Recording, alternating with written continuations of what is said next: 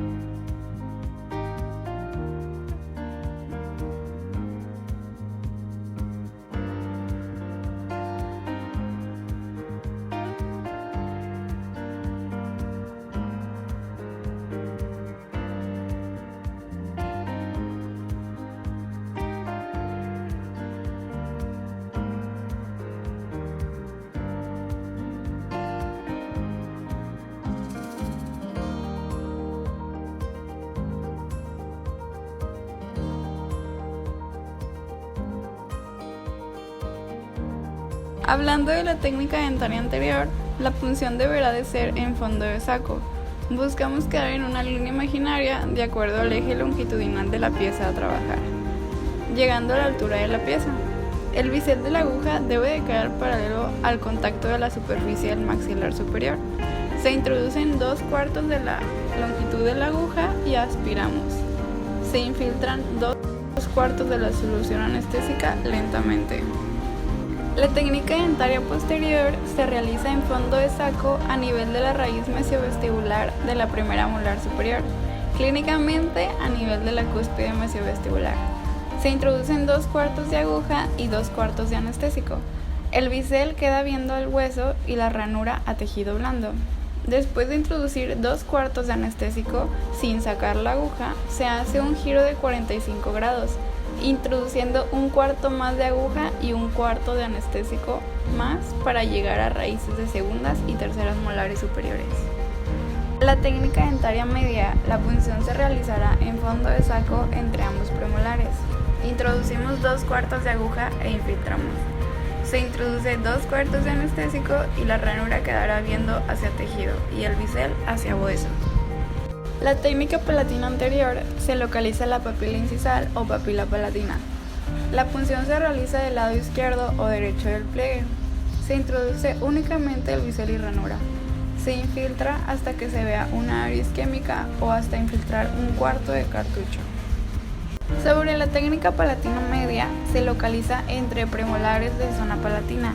Se introduce únicamente bisel y ranura. Se infiltra hasta que se vea una área isquémica o hasta infiltrar 1/4 de cartucho. La técnica palatina posterior se va a localizar un punto imaginario entre los ápices del 1.6, 1.7 o en su defecto el 2.6 y 2.7 sobre el paladar. Realizamos la punción e introducimos el puro bisel. El bisel quedará hacia abajo y la ranura hacia el paladar, y filtramos el anestésico hasta que quede limitada una zona isquémica. En la técnica infraorbitaria, la punción deberá de realizarse en fondo de saco. La ranura debe de quedar en relación hacia el tejido blando y el bisel hacia el hueso. Se toma como guía el eje longitudinal del canino superior del cuadrante a trabajar, la guía canina y el agujero infraorbitario. Hay que tener cuidado con esta técnica, ya que esta es una de las que más duelen, así que debemos de infiltrar el anestésico lo más lento posible. En la técnica regional superior directa, la punción se realizará en la fosa pterigomaxilar. La ranura debe de quedar en relación al tejido blando y el bisel a hueso. Se introducirá 2/4 de la longitud de la aguja y se infiltrará 2/4 de la solución anestésica. Para poder realizar la técnica regional superior indirecta, se requiere utilizar aguja larga, ya que se realizará doblez de la aguja utilizando las pinzas hemostáticas, dejando la aguja en forma de L.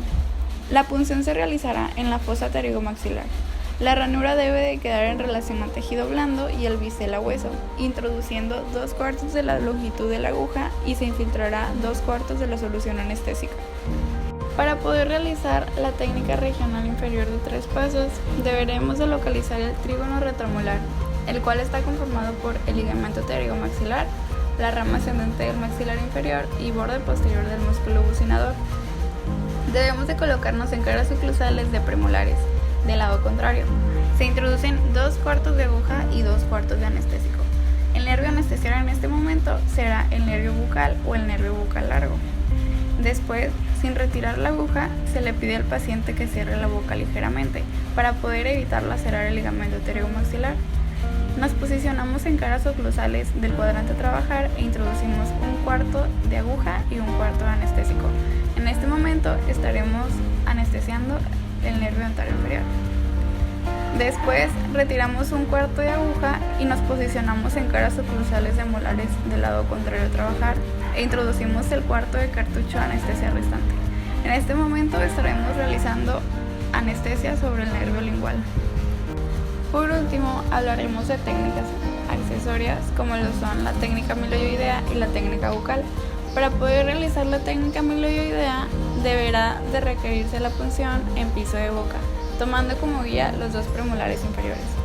Únicamente se introducirá la ranura y bisel. Se infiltrará un poco de solución anestésica hasta que se forme un edema. Posterior se dará un masaje en piso de boca para distribuir el anestésico. Después, para la técnica bucal, la punción se realizará en carrillo, por debajo de la papila parotidea. Se introducirá de inicio solo la ranura y bisel, y después se realizará un giro de dirección hacia afuera y atrás. Se introduce 1/4 de la longitud de aguja y se infiltrará 1/4 de la solución anestésica.